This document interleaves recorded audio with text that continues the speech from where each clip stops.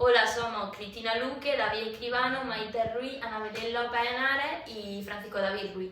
Y vamos a hablar del tema 4 de la organización de recursos materiales, funcionales y complementarios. Las nuestras son las preguntas orientadoras 1, en las cuales nos salen qué incluye la organización del espacio y de centros escolares. Y en esta pregunta podemos decir que la ordenación de los elementos delimitados del espacio físico, es decir, la ubicación, así como la edificación, como los que conforman su interior, el equipamiento y el material didáctico. ¿Qué quiere decir esto? Que depende de estos elementos nos pueden favorecer o no favorecer lo que viene siendo pues, el funcionamiento escolar.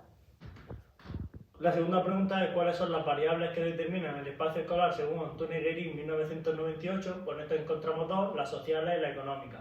Las sociales hacen referencia a que no es lo mismo un centro que se encuentre en una zona occidental que oriental, ya que varían las costumbres, tradiciones, metodologías y cultura.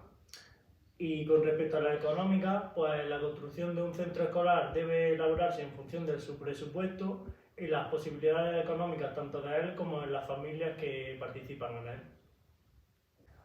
La tercera pregunta es, en la construcción de centros escolares, ¿qué variables deben atenderse? Pues en estas encontramos la flexibilidad y funcionalidad, la estética y el orden, la seguridad e higiene, las necesidades metodológicas y la edad de los estudiantes. Ya como última pregunta, tenemos que cuáles son los retos que deben responder los centros educativos versátiles desde la fórmula de trabajo conjunto alumnado-profesorado.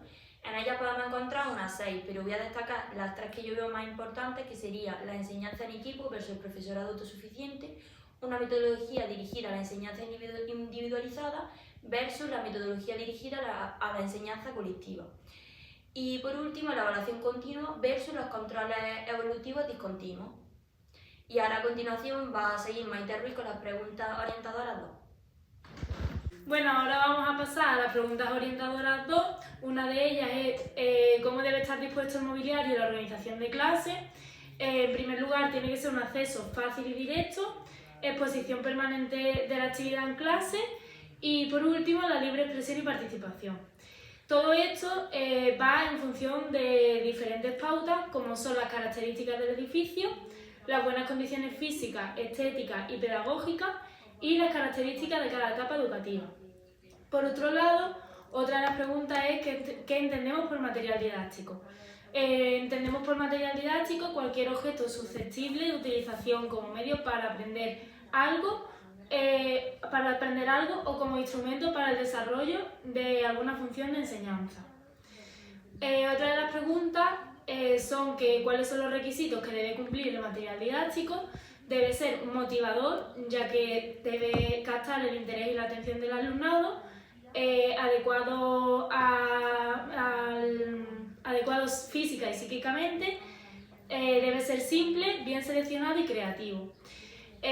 Otra de las preguntas es qué tipo de material didáctico podemos diferenciar. Encontramos el material audiovisual, material de lectura y estudio y material de ejecución.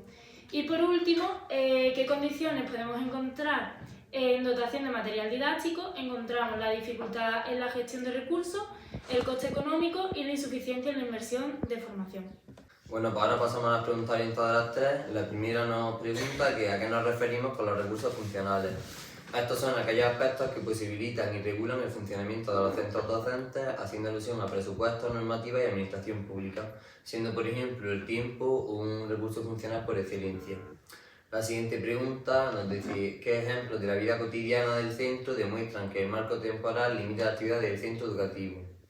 Pues pueden ser por ejemplo que haya más ambiente de aula, como ruido, alumnos inactivos, que haya imprevistas que ocasionen pérdida de tiempo, un ritmo de trabajo más lento de lo esperado y contenidos más abundantes que necesiten más tiempo del que nos disponemos. La siguiente pregunta, ¿qué principios tienen que realizar en cuenta la utilización funcional del tiempo? Y tenemos el principio de globalización, el principio de priorización y el principio de racionalización y coherencia. Luego las categorías del tiempo de aprendizaje son el tiempo de la educación durante toda la vida, el tiempo de aprendizaje cultural extraescolar no académico, el tiempo de experiencias escolares, el tiempo de actividades complementarias, el tiempo en tareas académicas y el tiempo de aprendizaje extraescolar en estas tareas académicas. Luego, en qué actividades el profesorado debe ocupar su tiempo y aparte de la docencia directa, pues sabemos que estos realizan algunas actividades al margen del horario lectivo, como pueden ser labores vinculadas al proceso educativo, tutoría, preparación del aula, labores de coordinación y planificación curricular, formación y desarrollo profesional como la investigación curricular, la relación con la familia y con el entorno y labores de participación y gestión. Y por último, en las actividades que realizan los estudiantes en su tiempo, pues puede ser el tiempo para su proceso de formación, el currículum que hay que desarrollar, como los aspectos referidos a los objetivos y las actividades y la metodología, los imprevistos, situaciones ocasionales y el contexto de actuación. Bueno, respecto a las preguntas orientadoras 4, diremos que algunas ventajas y desventajas a destacar sobre la jornada continua escolar.